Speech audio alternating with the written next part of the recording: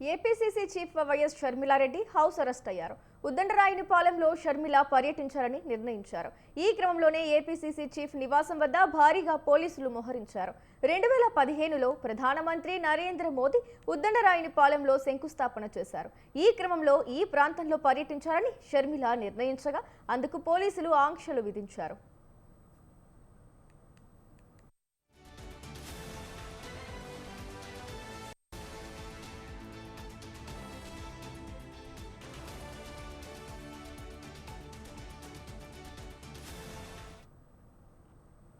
ఉద్దండరాయునిపాలెంలో పర్యటనకు అనుమతి లేదంటూ షర్మిల ఇంటి వద్ద పోలీసులు మోహరించారు. ఆ ప్రాంతానికి వెళ్లనీయకుండా పోలీసులు అడ్డుకున్నారు. షర్మిల ఇంట్లో నుంచి బయటకు రాకుండా ఆమె నివాసం వద్ద పోలీసులు బారికేడ్లను ఏర్పాటు చేశారు. అయితే పోలీసుల తీరుపై ఏపీసీసీ చీఫ్ తీవ్ర ఆగ్రహం వ్యక్తం చేస్తున్నారు. ఎలాగైనా ఉద్దండరాయునిపాలెం వెళ్లి తీరుతానని షర్మిల స్పష్టం చేశారు. ఈ క్రమంలో షర్మిల నివాసం వద్ద హైటెన్షన్ వాతావరణం నెలకొంది.